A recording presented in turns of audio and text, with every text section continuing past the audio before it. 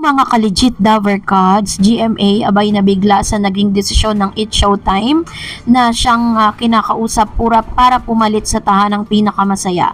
Isang programa sa TV5 ang tuluyan ng chinugi at mukhang ipapalit mukhang ililipat sa GMA7 ang lahat ng yan. But before that, if you haven't subscribed yet to my YouTube channel, please don't forget to like, share, and subscribe at i-hit mo na rin ang notification bell for more showbiz updates. Bago nga tayo magpatuloy sa ating updates for today's video, nais ko po muna magpasalamat sa lahat ng mga legit viewers, subscribers, ang lahat ng mga legit na nagmamahal at sumusubaybay sa lahat ng ating mga updates. Maraming salamat po. And for today's video, ito na nga naglabas na po ng officially ang GMA Network ng kanilang official statement patungkol sa TAPE Incorporated at Tahanang Pinakamasaya. Tahanang Pinakamasaya has been cancelled by TAPE Incorporated following the announcement of GMA Network release statement to express gratitude towards TAPE Incorporated. According po dito sa statement, GMA Network statement on TAPE Incorporated Tahanang Pinakamasaya, due to unavoidable circumstances, TAPE has made that difficult decision to cease the airing of Tahanang Pinakamasaya. GMA Network would like to thank TAPE for its invaluable contribution to noontime programming for the past decades, which Filipinos will surely remember for many years to come. The network will always be grateful to TAPE for its partnership over the past decades. Maraming salamat, kapuso. So sa kanilang statement na inilabas ay pinapatunayan lang talaga na tinapos na nga ng TAPE at ng GMA Network ang kanilang ugnayan dahil po dun sa kanilang pagtatapos ng Black Time Agreement at Black Time na kanila pong pinirmahang kontrata. So, yun po yung ilan sa mga statement na lumabas.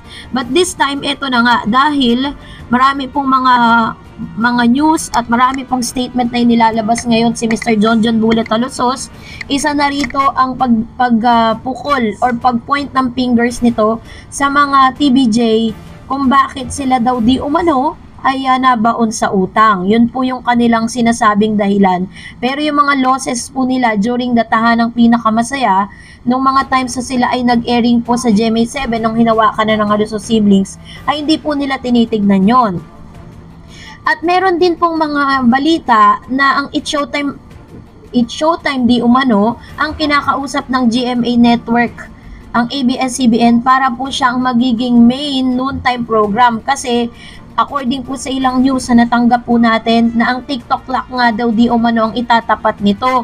So kung pagbabatayan natin, talagang malulugmok na naman ang TikTok clock kung kukunin po nila yung slot ng 12 noon dahil lalo pong mauubusan ng kanila pong advertisers na pwede pong mag-place ng ads dahil dalawang magagaling at talaga namang premyadong noontime program ang kanilang kakalabanin. So this time, kinakausap nagkakaroon po ng parang negosasyon between ABS-CBN and GMA7 kung papayag ba ang It's Showtime Productions na sila po ang pumalit doon po sa noontime program ng GMA7. Kasi parang hindi satisfied ang GMA7 doon po sa TikTok clock. Kumbaga sa confidence, hindi ganun kataas yung confidence po nila. Pero according sa ilang news na tinanggihan di umano sa Universal Production Manila, tinanggihan ng Kapamilya Network ang offer ng GMA Network na ilipat ang It's Showtime sa main channel nito. So ngayon pa lang, sa negosasyon na nangyari, hindi natin alam kung ano po yung naging pag-uusap po nila na tila baga hindi pumayag ang GMA or ang ABS-CBN at ang It's Showtime Productions na talagang mapunta sila sa main channel kasi parang okay na po sila sa GTV If you remember, pumirma po sila doon ng kontrata, na talagang kumbaga parang nagpapasalamat sila sa GMA for giving them a home, kung saan matapos yung kanilang kontrata sa TV5 ay tinanggap sila ng GMA at kasi parang may it's about pride. Baka kasi isipin daw di umano ng TAPE Incorporated na inaantay, kumbaga parang pinagplanuhan sila. Kumbaga yun ang sinasabi po ni Mr. John Halusos sa kanyang mga statement na tila baga meron daw bastusan na naganap. Diba? So, according sa ilan, ito nga magkakaroon ng reshuffle dahil isang programa po sa TV5 na napapanood po natin every morning. Ewan ko kung nakakapanood po kayo na yung Magandang Buhay ni Meli Cantiveros, Regine Velasquez, and Julina Magdangal ay opisyal na nga machuchugi sa TV5. At ang ilan sa mga bulong-bulungan, di pa naman sure, na ito raw di umano ang papalit sa slot ng TikTok lock na siyang makakatapat ng face-to-face. Marami ang nagulat nang hindi na napanood ang Kapamilya Morning Talk Show na Magandang Buhay sa TV5 nitong Lunes. Wala kasing abiso at ang alam lang ng marami ay mapapanood na ito sa bago nitong time slot na 6 AM sa Kapatid Network. Yun po yung pagkakaalam ng lahat.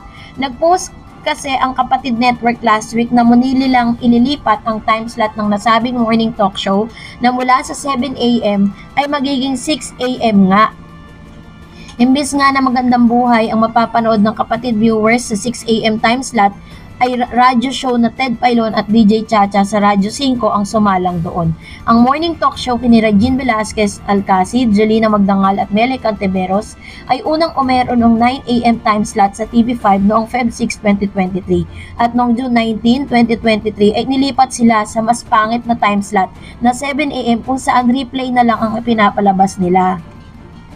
Kahit walang statement na inilabas ay kinukumpirma na ng programa na hindi na sila i-air sa TV5 dahil sa bago nitong cover na in-upload nitong Lunes kung saan wala na ang TV5 logo. Hindi naman nagustuhan ng mga Kapamilya fans sa naging trato ng TV5 sa Kapamilya Show. Yun daw po yung say ng isang fans, nakaka-offend naman kasi yung time slot na 6 AM pang early morning show lang yun, tapos puro balita, dapat usually 9 AM sila. Ba't di kaya nila iusog ang 6 AM yung Good Morning Kapatid na di naman nagre-rate aksaya sa kuryente? Habang say naman ng ilang netizen, ay nako TV5, sana inabisuhan nyo man lang na maagang televiewers nyo, no? Bago man lang inalis ang Magandang Buhay sa TV5 para hindi ma-confuse sa mga viewers. So, iba't iba po yung naging reaction ng ilan sa mga netizen na nag-aabang dito sa programang ito. Samantalang wala pa rin pahayag ang mga host ng programa na sina Julina, Meli, Regine tungkol sa pagkakawala nila sa Kapatid Network.